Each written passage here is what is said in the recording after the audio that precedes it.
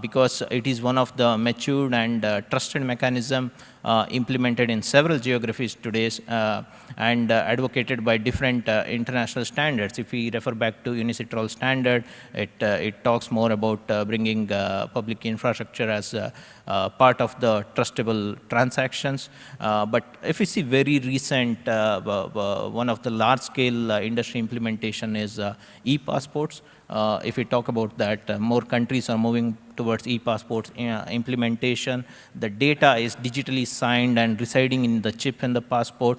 All the immigration participants just believe on the public infrastructure, which is signing that particular data and giving the authenticity and non-repeatability of the passport data, right?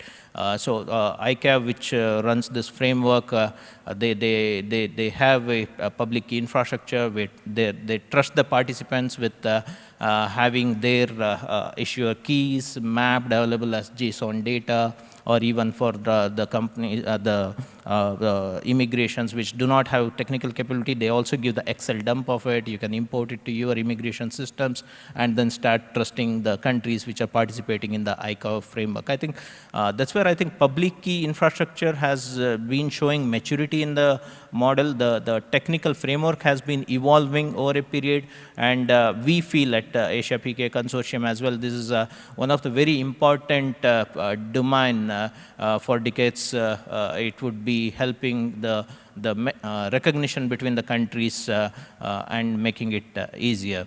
So when we talk more deeper about cross-border, we actually advocate on recognizing digitally signed documents, because if I take the country where I come from, India, we have very large-scale digital signature implementation. Today, our identities are digitally signed and issued. Our national ID, which is about 1.3 billion national ID holders, all are issued with digitally signed identity and available in a centralized locker called DigiLocker. And these are working just like verified credentials and shared across any relying party. So this is very important aspect. When we have this kind of digitized ecosystem, we have to work with other countries which can believe on this trusted identity model and recognize such digitally signed content, the information being exchanged there. Second aspect is, when we talk about cross-border, is again digital contracts, because contracts have been very important, and how digital contracts can be recognized when parties are across the border. This is another aspect what we work on the consortium. How can we bring more reliable identity to the contracts when those are digitally signed? So that is another important aspect. And the third is the topic what is being discussed here is more on trade facilitation. I think several bodies are working on this. UN is doing great work, UNCFACT. We have friends from UNCFACT here. I think a lot of standards, the framework they have been putting together. And previous speaker also mentioned about interoperability, what is required, right? So that happens more by adopting common standards and the framework evolved by the experts in these industry bodies. So in the consortium, what we work is on more how a information document exchange can happen with three fundamentals: identity, authenticity, and non-repudiation. I think this is very important when we are having many actors in the entire supply chain, right? So we have different kind of actors, different level of maturity, but all should be brought to a common information exchange platform or a framework by which I think countries can believe each other. So this is something very important. What's happening in the legal framework? Because I mentioned that's one of the important point in trusting between the countries. So what's happening here, if we see, I think there is a map, it's not coming on the slide, but UN report in 2021 does a survey of legal framework on e-transactions legal policies across the countries, I think most of the countries have announced or published their legal policy framework. There are varied maturity in that, but I think the base framework is already available across the countries. I think more than 90% of countries across the world have this legal framework. So what's missing is the maturity and the implementation, because we know some countries are far ahead, some countries are way behind the implementation. So in the consortium, this is one of the important activity. What we do is assisting the countries to bring them to a maturity, or bring them to an implementation stage where they can be at par with secure information exchange between the countries. So this is very important. So the road what we see ahead is more bringing awareness, adoption, and then building the interoperability. I think barcode was a very good example what the previous speaker mentioned about, right? So today it is both global as well as local, right? So most of the countries, almost all the countries have this system where barcodes have become a localized parameter, but there is a framework, and I think it's a large-scale implementation what has happened. So interoperability is very, very important, and that's where I think we can lead into mutual recognition. So I again summarize it as PKI is one of the more proven model what is there for mutual recognition, and I think I need to advocate on that. Yep. Thank you, Vijay. I know that PKI infrastructure, it's not easy to create, right? So especially for the developing countries, and I'm really glad to hear that India has a great scale to use this technology. So it's populated already within the one country, right? At the national level.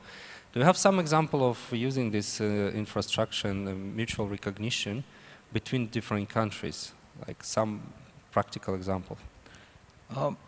Yeah, I think there are certain examples. One is I mentioned about ICAV e-passports. That's one of the very recent large-scale implementation. But I'm sure the participant from Pan-Asian Alliance, they have been working on recognition of PKI. They have their own recognition mechanism, and that is again on PKI. So there is something happening. There are some cooperations based on PKI between Russia and Iran, Iran and Azerbaijan, Hong Kong and some provinces of China. So there are a lot of mutual recognition activities happening in this region. Yeah. Recently we had a meeting in Singapore. It was Asia Pacific Trade Facilitation Forum, and we had witnessed that this region is having a framework agreement on trade, paperless trade. So I think that it could be a good idea for African region also have this kind of agreements, right, for the continent. And yeah, we need to expand our contact from Asia to Africa as well. Thank you very much, Vijay. And we are going to the next speaker. He is also representative from the business community, startup ecosystem, and Mr. Mohammed bin Khaled. He is a founder and CEO at Peacock. It's a financial data-driven startup. Has also the strategic advisory services.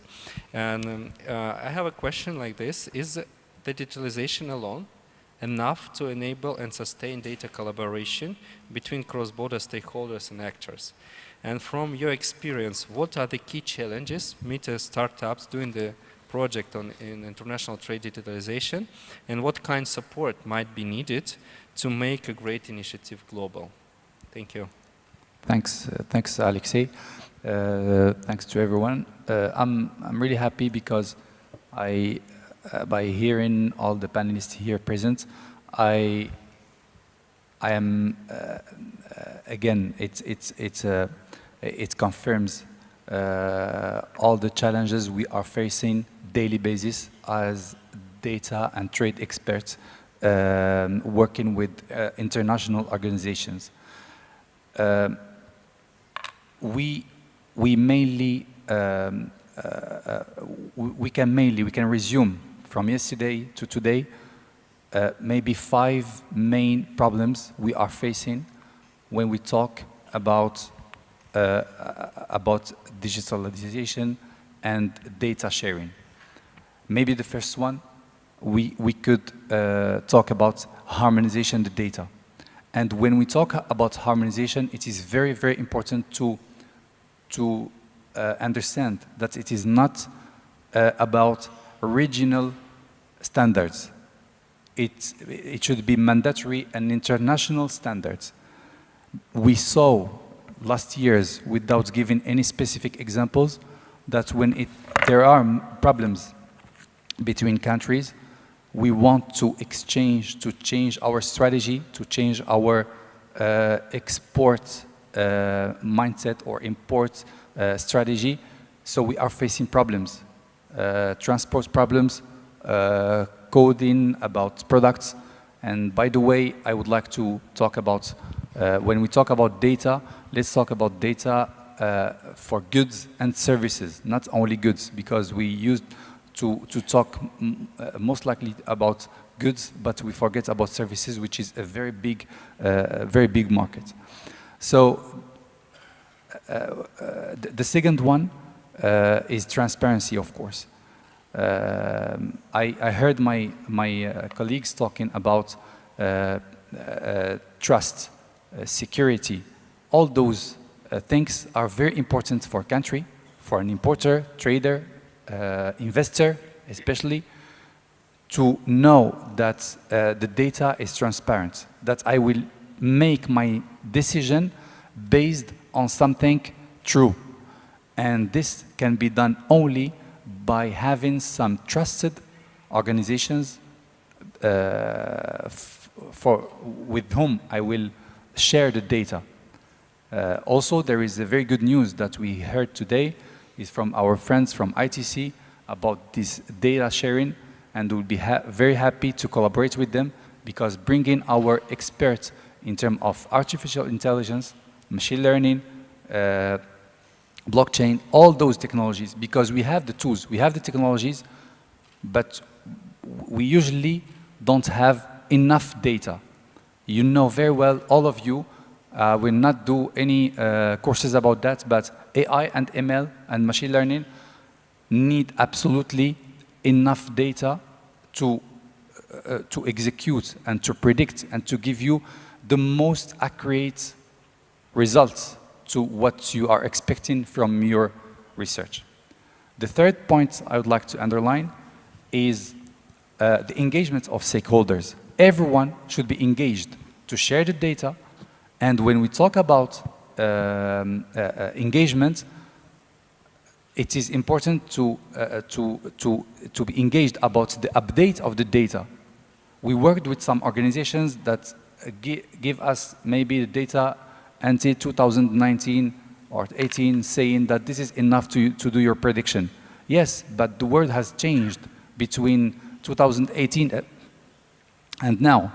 Maybe before, even if you give me 20 years data, yes, it's good, but if you want it to be the most accurate, please give me enough. So all of us, we should be engaged in giving data, updating the data, and there are a lot of solutions when we talk about trusting the parties who are sharing the data. Many public and private organizations are blocked when we talk about blockchain. The time we talk blockchain, they're saying skip. Yes, you are in the future maybe. But it's simple. Blockchain is just technology. It's just a way to help us trusting each other. So if someone brings another technology tomorrow that we could understand easily, why not? But what is our problem? Our problem is to share the data on time and to help people who want this data to make their work daily basis. I will give you also an example about having enough data. Imagine you have investors, you have project owners, and we have that. Most banks we work with are having those kind of problems, which are, I want to invest. I have a department doing investment. I have project owners, but how could you guarantee that this is the most valuable investment for me? So, and the project owner also, he is facing the same problems. How can you guarantee that this investor is not coming just to take my shares and wait for his return on investment? So here, data, AI can play a big role because we can give scoring, we can do matching, we can do many, many things. So without having enough data and trusted data, we cannot reach that goal. The fourth point I would like to underline today, which is very important. I heard panelists, I heard ministers yesterday, I heard some solutions that have been displayed yesterday, and I observed that we have multiple digital islands. Each one is working from his side. Why? Unfortunately, it's not the solution for our problem. The solution is to group all our efforts and to say what is the problem, categorize those problems, and again, what I am resuming now, security, transparency, all of those problems are, this is what we are hearing since yesterday until now. So maybe the points that we can bring to our attention today is that we have to collaborate. We have all together to bring our effort. This weekend I was with my team in a team building, and the coach worked on the intelligence,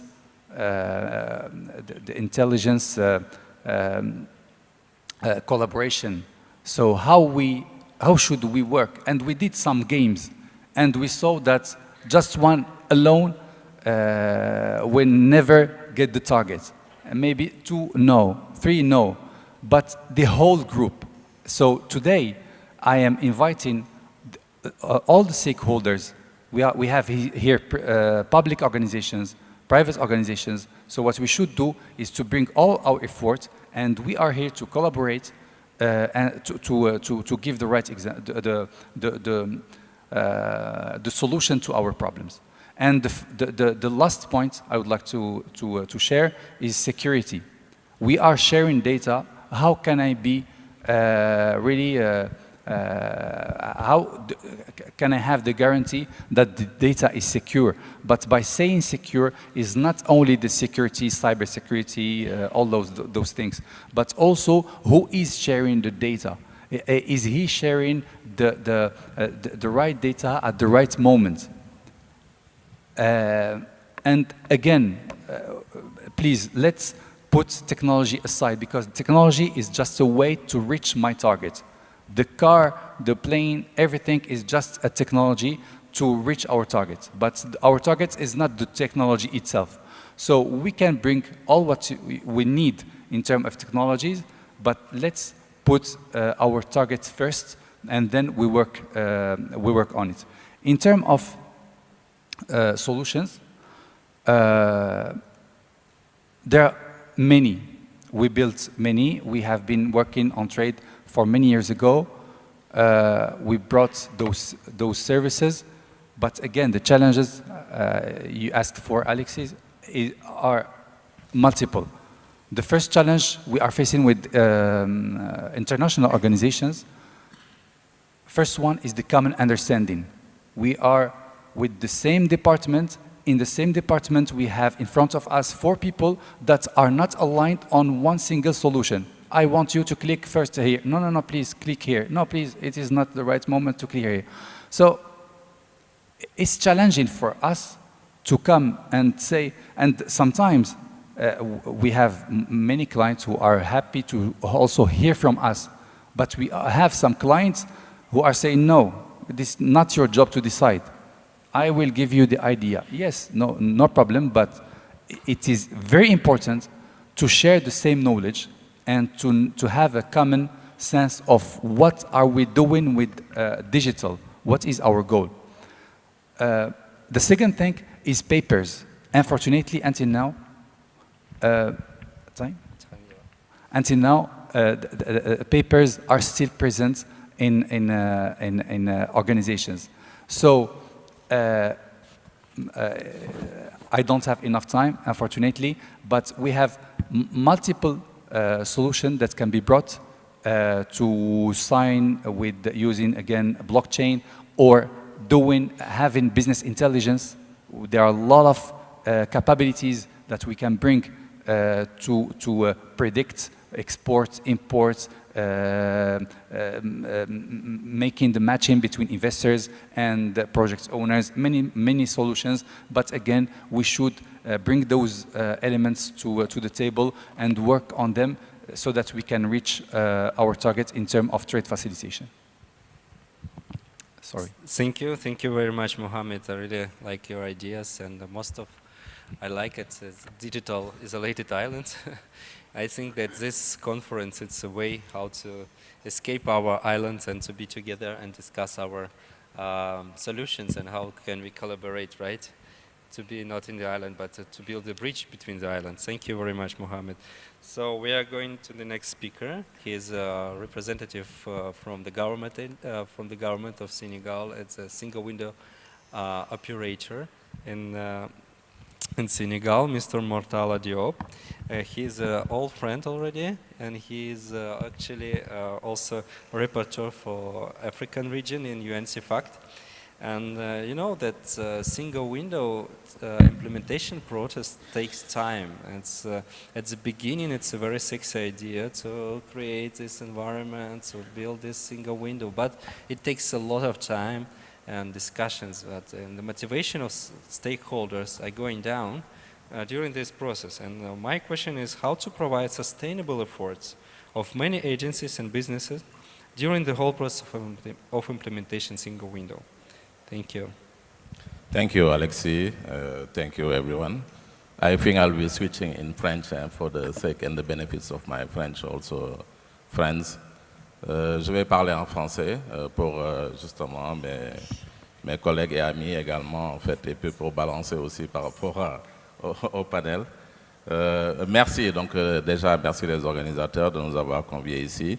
Moi, je vais faire mon intervention sur deux aspects, dans le sens donc, de la question en termes de collaboration, mais en termes de motivation également des parties prenantes, mais également, en fait, la deuxième partie de mon intervention sera axée un peu sur les initiatives régionales, hein, parce que je suis également en fait le vice-président de l'Alliance africaine en charge du business développement, mais également membre en fait du comité technique de l'Alliance sur les projets régionaux que nous essayons en fait de faire.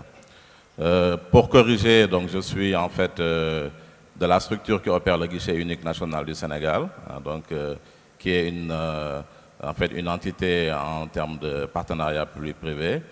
Et d'ailleurs, c'est l'occasion également, dans un événement comme celui-ci, d'inviter certaines parties prenantes du Sénégal, dans le sens aussi de la question, et pour mieux apprécier également en fait, les enjeux de la mise en place des guichets uniques, les difficultés que nous avons, mais surtout également prendre conscience des enjeux de cette transparence, qui est une orientation aujourd'hui mondiale dans la facilitation du commerce.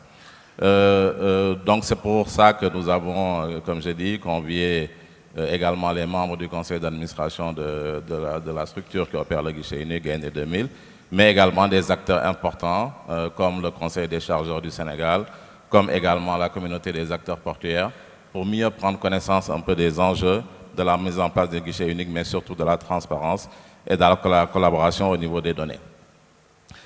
Et pour ce faire, en fait, j'ai fait une présentation moins technique parce que je me suis reconnu un peu à travers les autres présentations en termes d'infrastructures, de PKI, d'identité digitale, en termes de mise en place en fait de logique d'intégrité de données, d'utilisation en fait des technologies et d'échange d'informations, pour axer ma présentation sur des aspects plus humains, hein, en termes de collaboration, en termes de réussite de la mise en place de guichets uniques.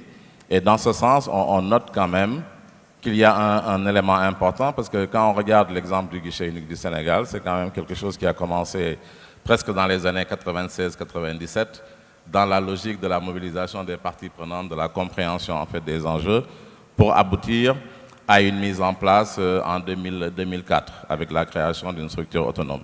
Et c'est pourquoi, en fait, il a fallu, dès le début, avoir pratiquement une considération très tôt des parties prenantes, des facteurs humains, de la conduite du changement, comment les gens vont apprécier, en fait, cette nouvelle dynamique, d'être dans une logique collaborative à travers ce qu'on appelle, en fait, un guichet unique.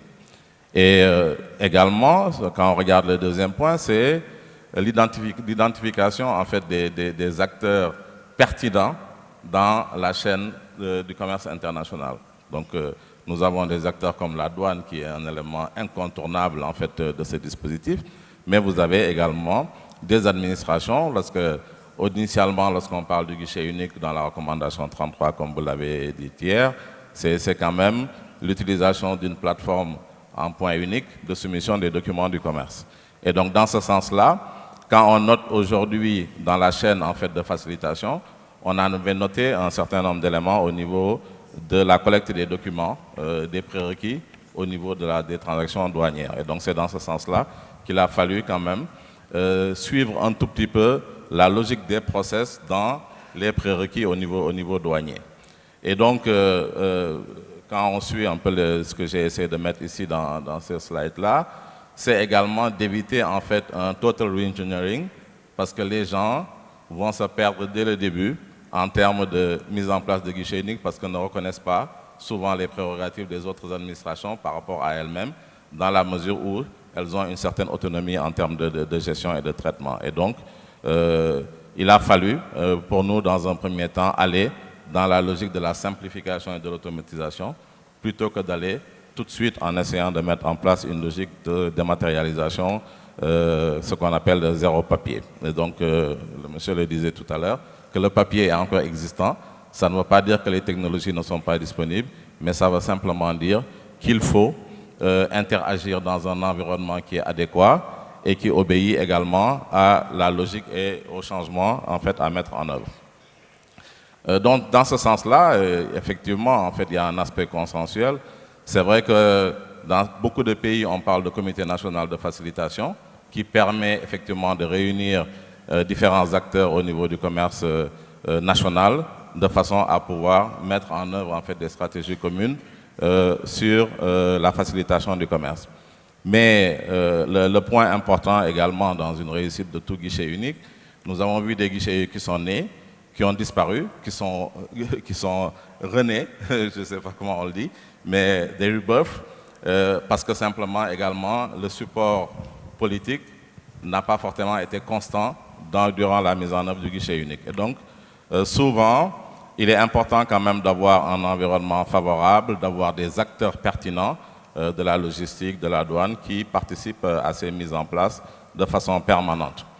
Un autre point important, c'est également, dans la mesure où on parle de guichet unique électronique, on parle forcément d'utilisation de normes, de standards, comme vous l'avez dit Alexis. Moi-même, je suis aussi le rapporteur pour l'Afrique, en fait, un des travaux du CEFACT en termes de mise en place en fait, de normes, de standards. C'est très difficile dans les travaux que nous faisons d'essayer de promouvoir cette utilisation de normes, parce que ce n'est pas forcément évident en termes de niveau de maturité des pays sur le plan digital, mais qui est un élément quand même important, parce que c'est le prérequis à l'intégration et l'interopérabilité qui a été dit tout à l'heure, d'utiliser le même langage et la même structuration d'information pour pouvoir échanger en fait des données.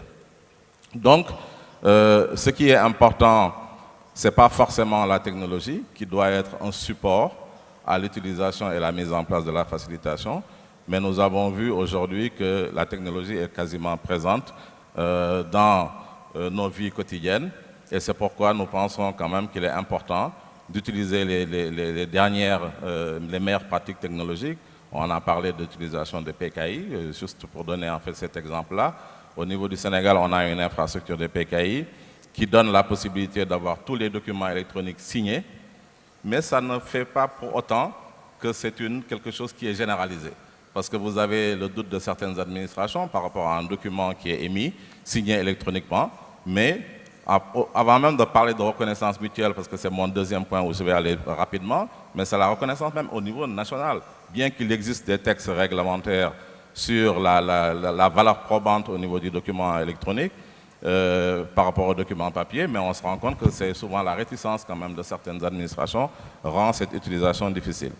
Rapidement, je vais basculer en fait sur l'aspect régional, juste pour dire justement que la problématique, elle est d'abord nationale au niveau de chaque pays. Nous avons des pays membres au niveau de l'Alliance, mais nous reconnaissons aujourd'hui qu'il faut d'abord essayer de régler la problématique nationale avant de parler d'interopérabilité régionale.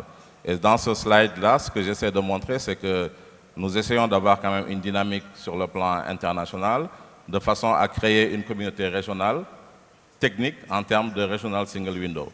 On ne l'a pas forcément qualifié comme ça, mais à travers les actions que nous menons, particulièrement sur la mise en place de solutions comme la plateforme d'échange de données et de documents du commerce, qui s'appelle le Afro Trade Hub, qui a été mise en place par l'aide de la Banque africaine de développement et qui permet aujourd'hui de créer une plateforme d'échange de données internationale dans la perspective de la ZLECAf.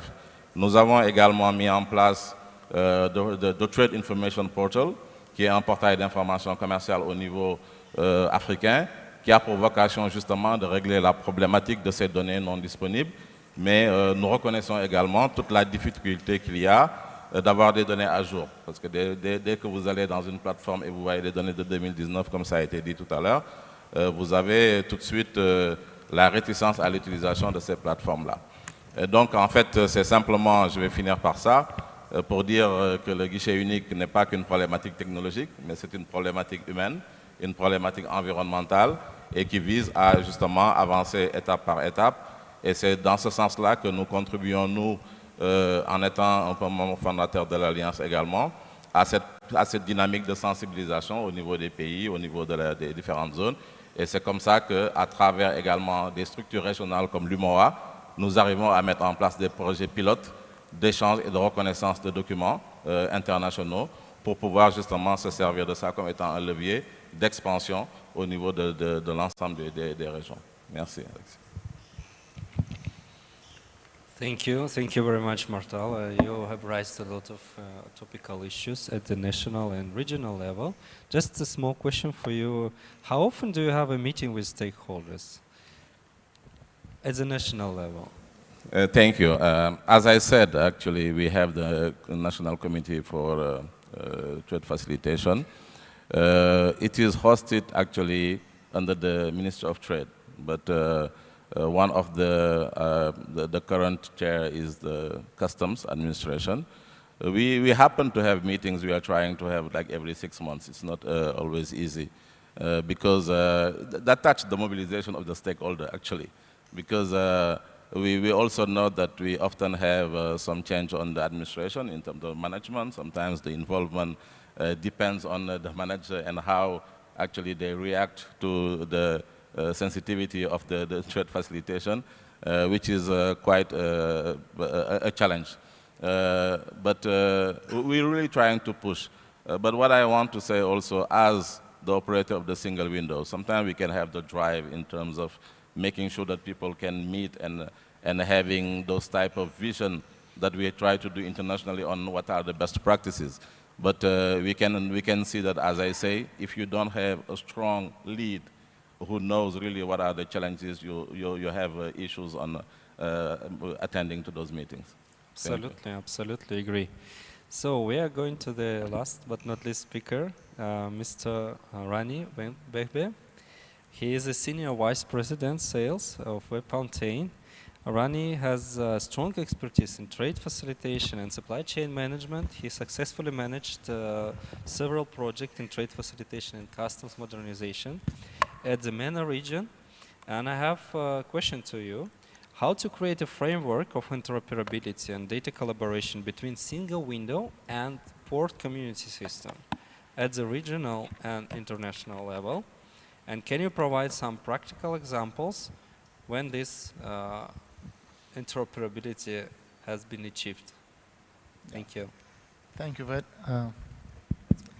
very much. I think my distinguished panelists have covered almost all of the points that I wanted to talk about, but basically I come from the private sector. I also worked with international organizations And it's very important here that there is strong collaboration and the common denominator between the public and private stakeholders in order to achieve this.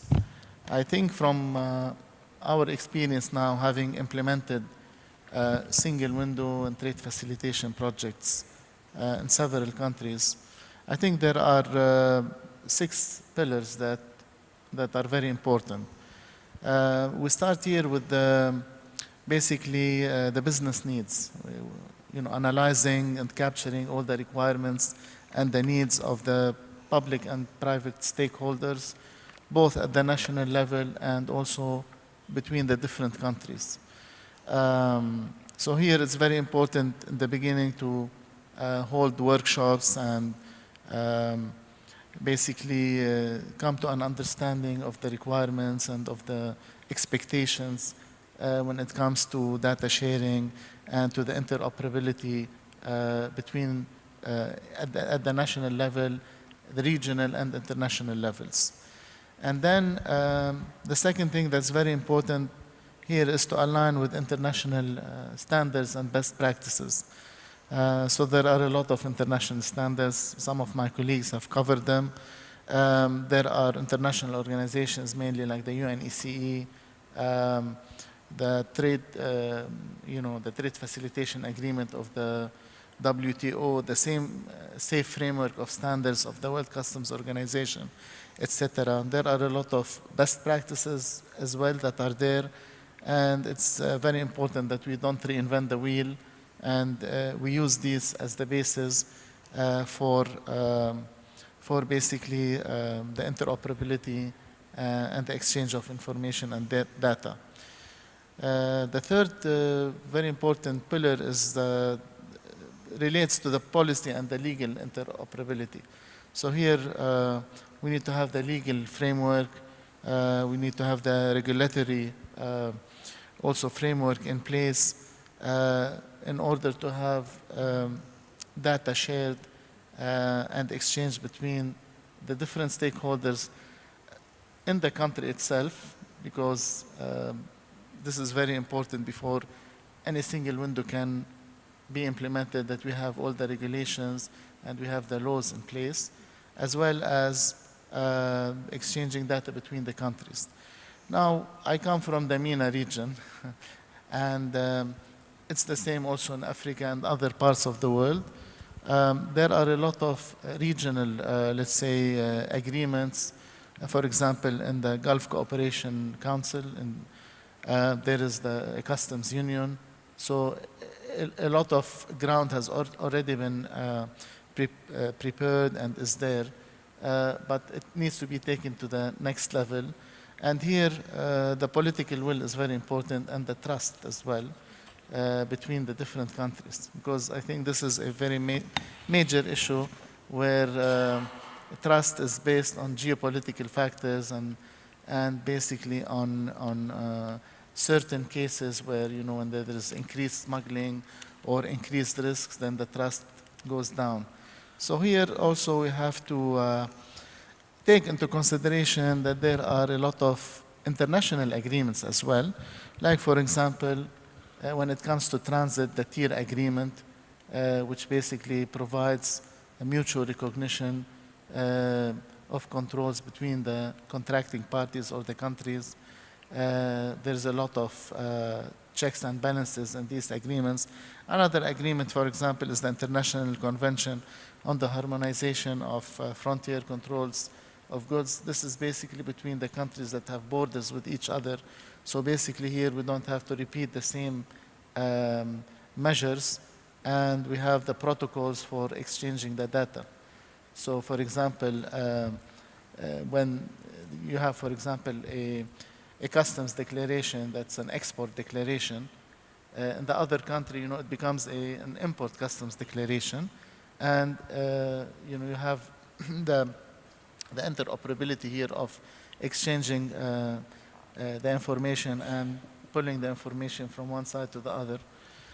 And the other thing that's also very important here, we talk about the people and the organizational interoperability. Because here it's very important that we have the capacity building, we have change management programs, and we have the right people that have a common understanding of what needs to be shared and how it should be shared and when it should be shared in terms of data, of course. And another very important aspect here is the process and data interoperability. So here we talk about the workflows, the processes of sharing data, the security of the data as well. And last but not least, the technical interoperability. We have the, you know, the technology is changing very quickly now with blockchain and artificial intelligence. It's very important that these technologies are embraced. For example, when it comes to risk management, here we have artificial intelligence that's basically providing a lot of, let's say, advanced security to detect fraud, to avoid or to minimize smuggling, as well as to check on the authenticity of the documents, of the trade documents, like the invoices from the suppliers or other types of documents. And here with the international standards that are in place, we're getting closer to also use the standards, the international standards for these type of documents. I know we're still behind in certain aspects, but let's say in the maritime sector, it's quite mature.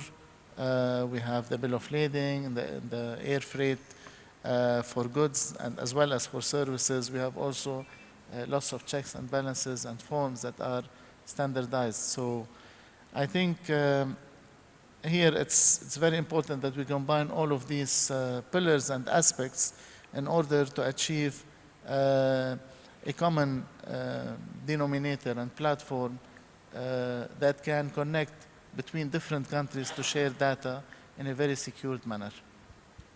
Wow. Thank you very much, Rani. I wanted to recap this session, but you did it much better than me. You recap, I think, a very good point from each of the speakers in your presentation. Thank you very much for this. And we all now understand that digital technologies and the technologies itself, it's not enough. Yeah, the people is what is important, and collaboration between the people. Thank you very much. I'd like to ask the round of applause to all of the speakers today.